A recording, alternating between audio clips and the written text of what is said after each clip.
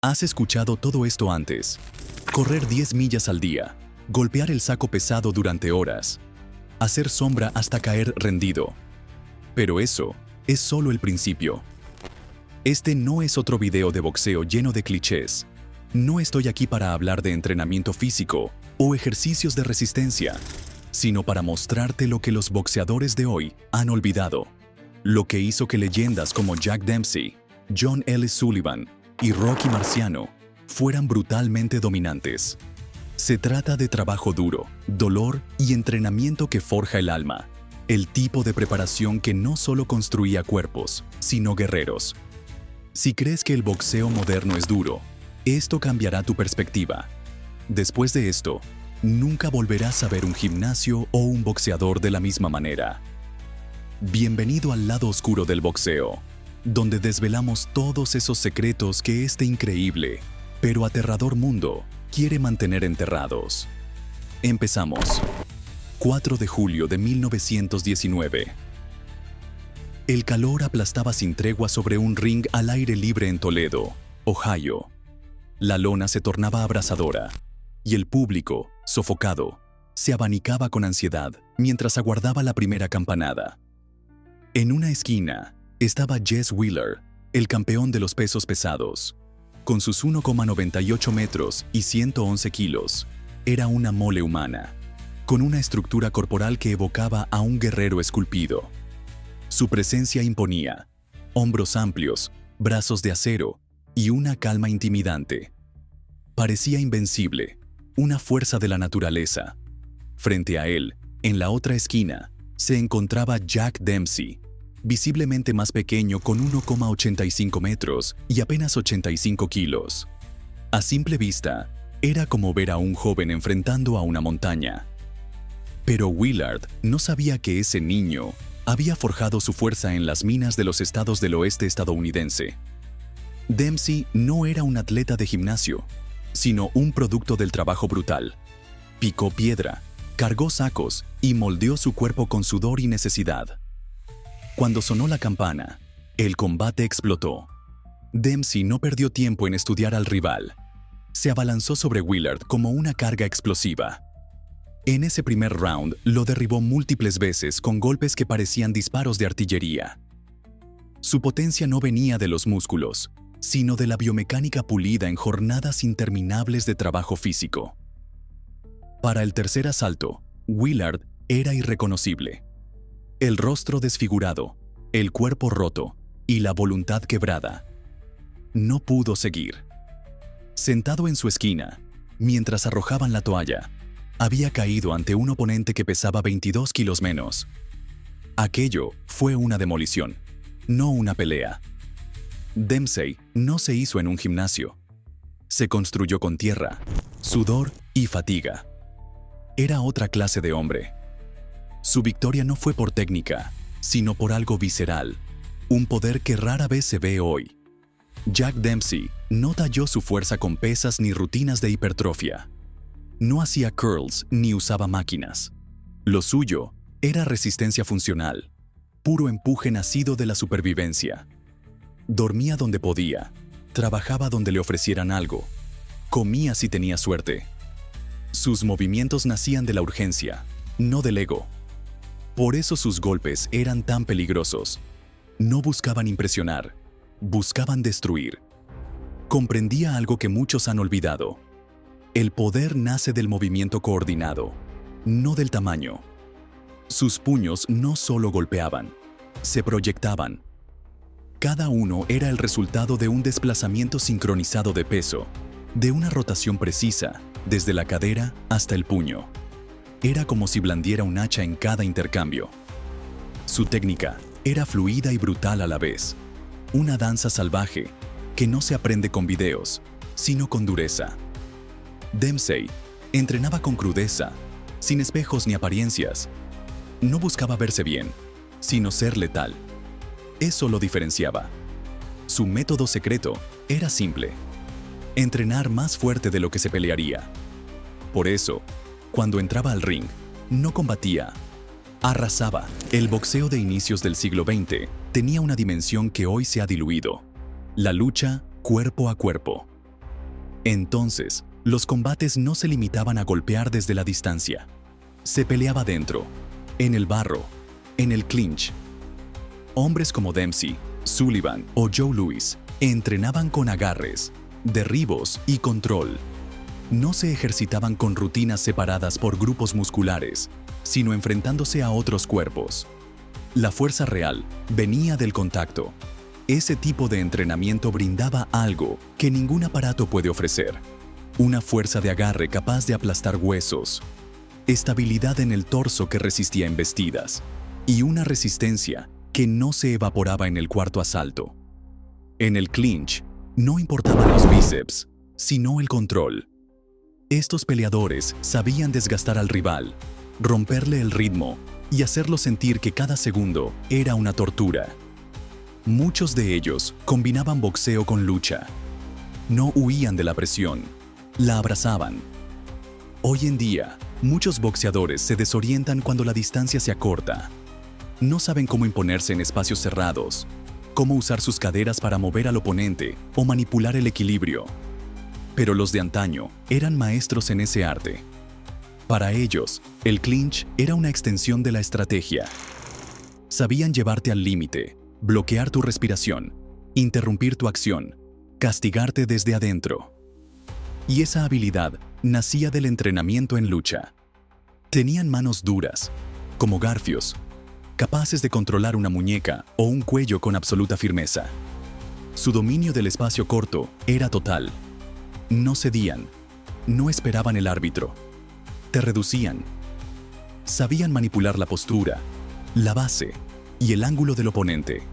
En sus manos, un clinch era un campo de batalla donde siempre llevaban ventaja. Ese aspecto del boxeo ha desaparecido en la era moderna. Hoy se entrenan aislamientos musculares, ejercicios específicos, simulaciones con tecnología. En el pasado, se vivía la pelea. Cada clinch era una guerra. Cada contacto era real. Y eso creaba peleadores implacables. No boxeaban a la distancia. Te atrapaban y te castigaban desde dentro. Antes de los suplementos y los entrenadores de alto rendimiento, solo había trabajo rudo. Para Dempsey y sus contemporáneos, entrenar no era un lujo, era subsistencia. Crecieron trabajando con las manos, cavando, construyendo, soportando frío y hambre. El esfuerzo no se buscaba, se asumía como parte de la vida. Esa rutina forjó más que músculos. Creó una resistencia mental y física casi inhumana. No necesitaban motivación, tenían necesidad. Cada tarea diaria, desde mover rocas hasta acarrear agua, era parte de su preparación. Cuando Dempsey golpeaba, el impacto era crudo, sin adornos, pero brutal. Surgía desde las piernas, el centro, el suelo mismo. Era una fuerza moldeada con herramientas, no con mancuernas. Su cuerpo no buscaba estética, sino eficiencia. No entrenaba para posar, entrenaba para sobrevivir. No hacía repeticiones, se preparaba para la guerra. Podrías durar 15 rounds en un establo polvoriento y sin aire. ¿Podrías seguir golpeando cuando tu cuerpo gritara por descanso? ¿Recibir un golpe y responder con 2? Eso no se aprende con rutinas de gimnasio, solo se adquiere en el mundo real. Y es por eso que Jack Dempsey, con todo en contra, se convirtió en uno de los campeones más temidos que el boxeo haya visto. Antes de que existieran los guantes reglamentarios, las campanas cronometradas y los límites de asalto, el boxeo estadounidense tuvo a su primer gran emblema, John L. Sullivan. No combatía en arenas llenas de luces, sino en praderas abiertas, cobertizos rurales y patios traseros, bajo el inclemente sol o el parpadeo de lámparas de gas. Sus enfrentamientos no tenían duración preestablecida. Podían extenderse por 30 o incluso 40 asaltos, hasta que uno de los dos cayera, exhausto e incapaz de seguir. Aquel boxeo no era meticuloso ni técnico, era una contienda salvaje, directa, sangrienta. El agarre, la lucha en corto, formaban parte esencial del combate. El clinch no se esperaba que el árbitro lo detuviera. Se aprovechaba como recurso de control, opresión y castigo. Sullivan no se limitaba a lanzar golpes. Era un peleador integral, criado en el combate total y a puño limpio. Tenía un cuello tan grueso como el tronco de un árbol y unos brazos que golpeaban como masas. Una vez que te sujetaba, era difícil soltarse, te desgastaba, te sacaba de ritmo, te dominaba. Su preparación incluía levantar pesos naturales, forcejear con hombres corpulentos y arrastrar carros. No se entrenaba para sumar puntos, se preparaba para resistir el castigo durante horas. Su fortaleza no era estética ni refinada, era cruda, nacida del esfuerzo real. En una era de guantes delgados y golpes que desgarraban piel y huesos, la capacidad de soportar era tan vital como la de dañar. Sullivan fue el maestro de ese estilo. Ganaba por perseverancia, por dureza, por llevar al otro al límite. Su nombre no solo representa el fin de la era del puño desnudo, sino también el arquetipo de la resistencia forjada en lo real, en el contacto brutal y constante. Puede que hoy su estilo pareciera ajeno al boxeo moderno, pero en una pelea de verdad sería el último en caer, porque no se entrenaba para competir, se entrenaba para sobrevivir. Cuando se habla de Rocky Marciano, lo primero que se menciona es su invicto, su insistencia incansable, su mentón inquebrantable, pero lo que muchos no conocen es la crudeza de su método de preparación. No usaba tecnología avanzada ni entrenadores de vanguardia. Su ejercicio más eficaz y exigente consistía en una tarea tan simple como salvaje: cortar leña, día tras día, durante horas. Balanceaba un hacha contra troncos. No buscaba apariencia ni definición muscular. Lo suyo no era vanidad. Lo que construía era torque, rotación explosiva, la clase de fuerza que hace que un golpe se sienta como una colisión con un vehículo. Cada hachazo era una práctica de golpeo, impulso desde la cadera, extensión del tronco y finalización con hombros y brazos. Igual que un uppercut bien ejecutado, esa repetición implacable generaba un cuerpo incansable, resistente al castigo, con antebrazos y muñecas formados para aguantar lo impensable. Pero más allá del cuerpo, fortalecía su mente. Aguantar ese entrenamiento requería una disciplina mental de otro nivel. Su entrenador, Charlie Goldman, afirmó: para Rocky, pelear era más sencillo que entrenar, y no lo decía como halago, sino como una descripción fáctica. Para cuando pisaba el ring, Marciano ya había atravesado el infierno físico. Golpeaba con una rabia acumulada por cada tronco partido. No solo era un pegador, era una fuerza de la naturaleza moldeada por la madera y el acero. Esa hacha no era solo una herramienta, era una extensión de su entrenamiento, el molde de uno de los campeones más temidos que ha dado el boxeo. Cortar leña no tiene glamour, no hay aplausos, ni selfies, ni filtros. Solo existe el hacha, el esfuerzo y tú. Y eso lo hace eficaz. A diferencia de los aparatos de gimnasio, un hacha no ajusta su carga ni perdona la fatiga. Cada golpe requiere que tu cuerpo entero trabaje en conjunto, que respondas a resistencia real. Por eso, muchos de los grandes como Dempsey, Lewis o el propio Marciano usaban este ejercicio. Sabían que la fuerza auténtica no se lograba con rutinas predefinidas, sino con repeticiones bajo presión. Con cada tronco, entrenaban los mismos patrones que aplicarían en el ring: rotación, control postural, equilibrio e impacto. Pero el beneficio iba más allá del golpeo. Cortar leña creaba brazos y hombros resistentes, endurecía las zonas que recibían castigo, fortalecía la voluntad. Porque seguir levantando el hacha cuando tus manos sangran y tus brazos arden es cuando se separan los hombres de los campeones. Hoy, los boxeadores dependen de tecnología para optimizar su rendimiento: monitores, rutinas guiadas y máquinas que aíslan cada músculo. Suena moderno, pero falta algo esencial: la dureza auténtica, la fuerza que nace del esfuerzo humano. Esa carencia se nota cuando la pelea se vuelve sucia, cuando el rival impone su presencia física, cuando el clinch se convierte en tortura. Se nota cuando los asaltos finales llegan y el cuerpo moderno se rinde.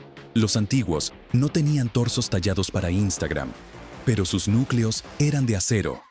Sus piernas no flaqueaban y su aguante al dolor era absoluto.